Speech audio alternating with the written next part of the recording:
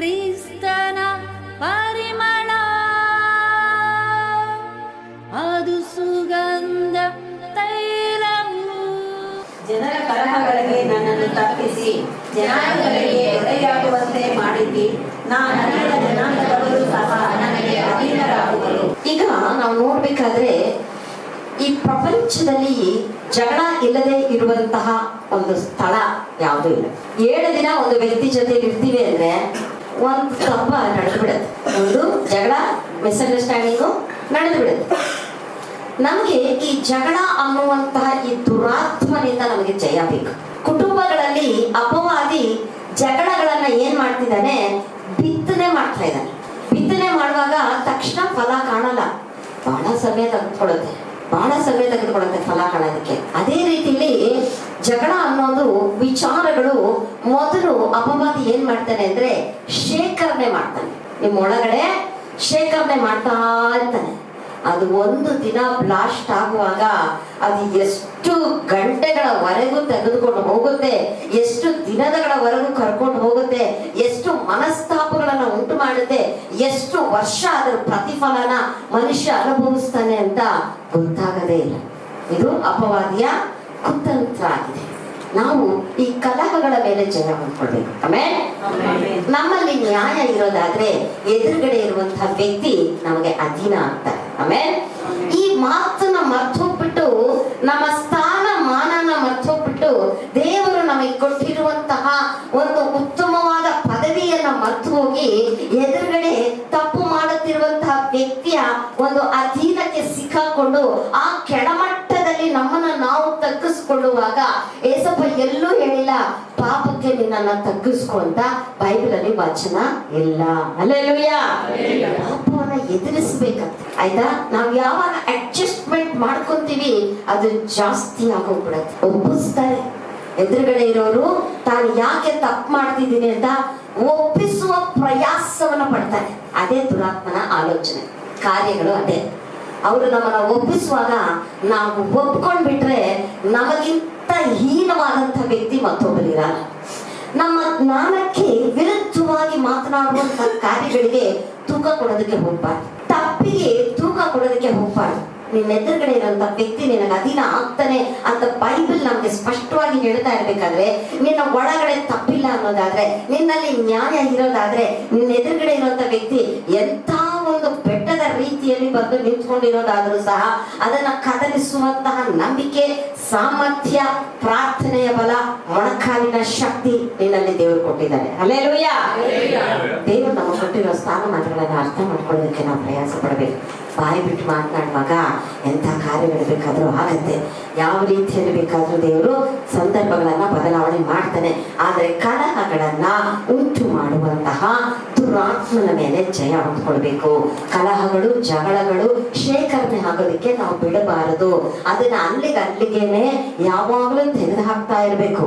ಯಾಕೆ ಅಂತ ಹೇಳಿದ್ರೆ, ಈ ಜಗಳ ಸೇರಿಸ್ಕೊಳ್ಬೇಕಾದ್ರೆ ಈ ಅಗುಳಿಗಳನ್ನ ಬೇರ್ಪಡಿಸುವ ರೀತಿಯಲ್ಲಿ, ಇವಾಗ ಕೋಟೆಗಳಿಗೆ ಅಗುಳಿಗಳನ್ನ ಹಾಕ್ತಾ ಇದ್ರಂತೆ, ಅದನ್ನೇ ಬೇರ್ಪಡಿಸುವ ರೀತಿಯಲ್ಲಿ ಈ ಜಗಳಗಳು ಕೆಲಸ ಮಾಡುವಂತ ಸಾಮರ್ಥ್ಯವನ್ನು ಹೊಂದ್ಕೊಂಡಿದೆ ಅಂತ ಸತ್ಯವೇದ ನಮಗೆ ಹೇಳ್ಕೊಡ್ತಾ ಇದೆ. ನಾವು ಅದನ್ನ ಕಲ್ತ್ಕೊಳ್ಳೋದಕ್ಕೆ ನಾವು ಪ್ರಯಾಸ ಪಡ್ಬೇಕು. ದೇವರು ಹೇಳ್ತಾರೆ, ನೀನು ಗೊತ್ತಿರೋ ಜನಾಂಗ ಮಾತ್ರ ಅಲ್ಲ ನಿನಗೆ ಅಧೀನ ಆಗೋದು, ನೀನ್ ಅರಿಯದೇ ಇರುವ ಜನಾಂಗ ಸಹ ನಿನಗೆ ಅಧೀನ ಮಾಡ್ತೀನಿ. ನೋಡಪ್ಪ, ಎದುರುಗಡೆ ಇರೋರೇ ಮಾತು ಕೇಳಲ್ಲ, ಹೆಸರು ಗೊತ್ತಿರೋರು ಸಹ, ಗೊತ್ತಿಲ್ಲದೆ ಇರೋರು ಸಹ ನಮ್ಗೆ ಅಧೀನ ಮಾಡ್ತಾರಂತೆ ದೇವರು. ಆತನ ಸಾಮರ್ಥ್ಯ ನೋಡಿದ್ರ ಎಷ್ಟು ಬಲವಾಗಿದೆ, ಆತನ ಶಕ್ತಿ ನೋಡಿದ್ರ ಎಷ್ಟು ಅದ್ಭುತವಾಗಿ ಕೆಲಸ ಮಾಡುತ್ತೆ.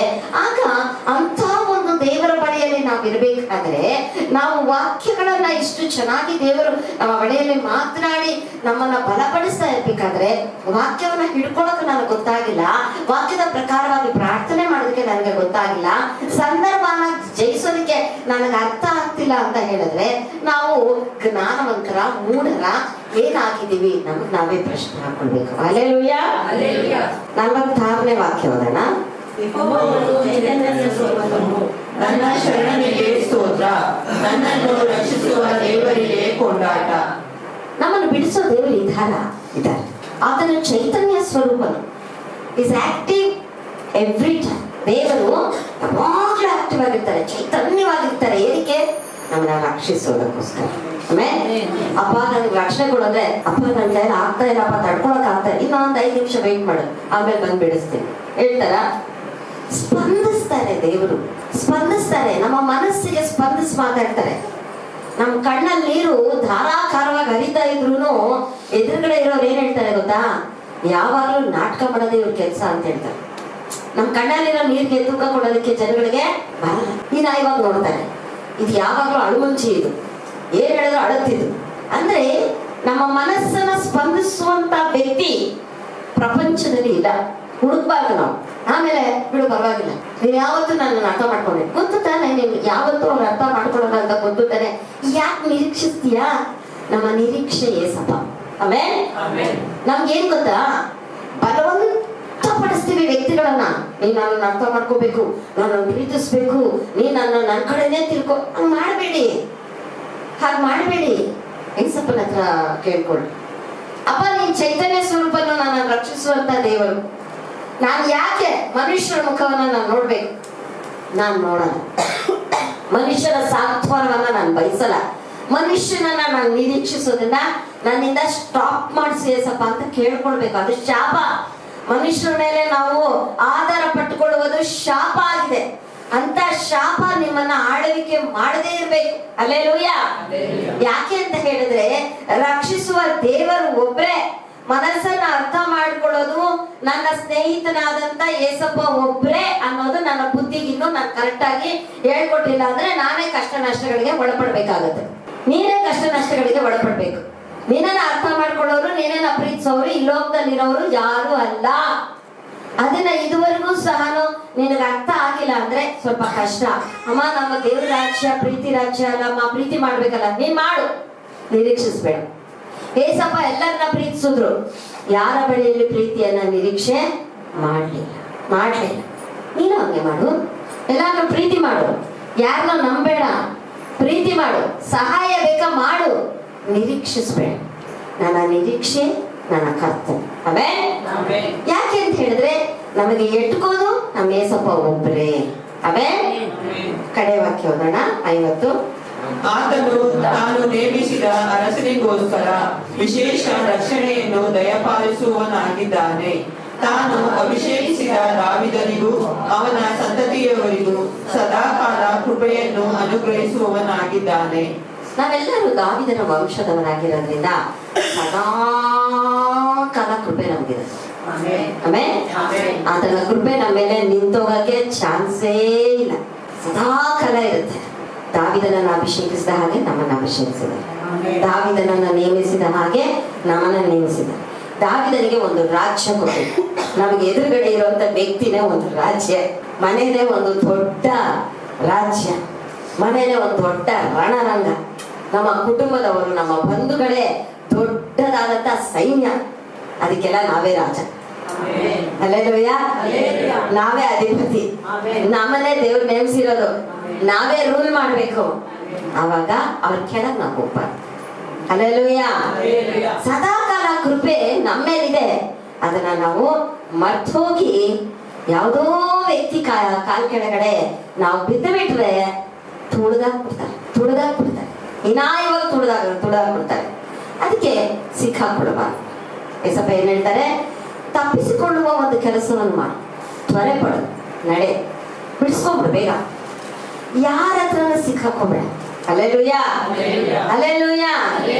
ನೀವು ಎಲ್ಲಿ ಸಿಗಾಕೊಳ್ತೀರ ಗೊತ್ತಾ? ಮನಸ್ಸಲ್ಲೇ ಸಿಗಾಕೊಳ್ಳೋದು. ಅದಕ್ಕೆ ಅಪ್ಪ ಏನ್ ಹೇಳ್ಕೊಟ್ಟಿದ್ದಾರೆ ನಮ್ಗೆ, ನಿನ್ನ ಮನಸ್ಸನ್ನ ವಂಚನೆಗೆ ಒಳಗಾಗದಂತೆ ನೋಡ್ಕೊ, ಒಳ್ಳೆ ಮನಸ್ಸಾಕ್ಷಿನ ಇಟ್ಕೊ. ಯಾವುದೇ ಕಾರಣಕ್ಕೂ ಮನಸ್ಸಿನಲ್ಲಿ ಯಾರ್ಯಾರಿಗೋ ಜಾಗ ಕೊಟ್ಟು ಅದನ್ನ ಕೆಡ್ಸ್ಕೊಳಕ್ ಹೋಗ್ಬೇಡ. ನಿನ್ನ ಮನಸ್ಸನ್ನ ಆಳ್ವಿಕೆ ಮಾಡ್ಬೇಕಾಗಿರೋದು ಏಸಪ್ಪ ಆಗಿದೆ. ಹಲ್ಲೆಲೂಯಾ.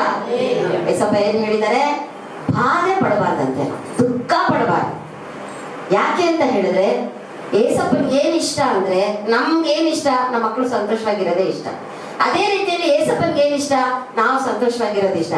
ಅಮ್ಮ ಹೆಂಗಮ್ಮ ಸಂತೋಷವಾಗಿರ್ಲಿ, ಸಂದರ್ಭಗಳು ಯಾವುದೂ ಸಂತೋಷವಾಗಿರಕ್ ಬಿಡಲ್ವಲ್ಲ, ಅದ್ರಲ್ಲೇ ಸಂತೋಷವಾಗಿರೋದು. ಕಷ್ಟದಲ್ಲಿ, ಇಕ್ಕಟ್ಟಲ್ಲಿ, ಹಿಂಸೆಯಲ್ಲಿ, ನಮ್ಮ ಮುಖದಲ್ಲಿ ಆ ಒಂದು ಕಳೆ ಕಳ್ಕೊಂಡ್ಬಾರ್ದು. ಅಪ್ಪ ನನ್ನ ಜೊತೆ ನೀನ್ ಏಸಪ್ಪನ ಕಳ್ಕೊಂಡ ಅವತ್ತು ತಡು ನೀನು, ಅದೇ ನಿನ್ ನಷ್ಟ. ಇಲ್ಲಿವರೆಗೂ ಏಸಪ್ಪ ನಿನ್ ಜೊತೆಲಿದ್ದಾರೆ, ಸೋಲ್ತರ ಏನೇನ್ ಕಾಣಿಸ್ತಿದೆ ಅದೆಲ್ಲ ನೀನ್ ಜಯಿಸ್ಬಿಡ್ತೀಯ, ಯಾಕಂದ್ರೆ ನೀನೇ ರಾಜ. ಅಲ್ಲೇಲೂಯಾ. ಅಪ್ಪ ನಿನ್ನನ್ನೇ ಅಭಿಷೇಕಿಸಿರೋದು, ನಿನ್ನನ್ನೇ ನೇಮಿಸಿರೋದು. ನೀನ್ ಪ್ರಾರ್ಥನೆನೆ ಮಾಡಿದ್ರೇನೆ ಉತ್ತರ ಕೊಡೋದು, ನೀನ್ ಮೊಣಕಾಲ್ ಹಾಕಿದ್ರೇನೆ ಗೌರವ ಕೊಡೋದು, ನೀನ್ ದುಃಖ ಪಟ್ರೇನೆ ಪರಲೋಕ ಅದಕ್ಕೆ ಸ್ಪಂದಿಸೋದು.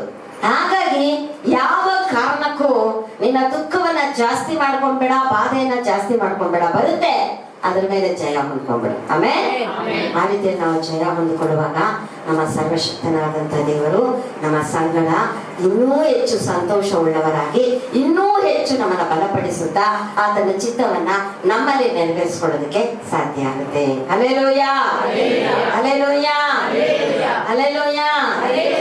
ವಾಕ್ಯದ ದೇವರನ್ನ ಆಶೀರ್ವದಿಸಲಿ.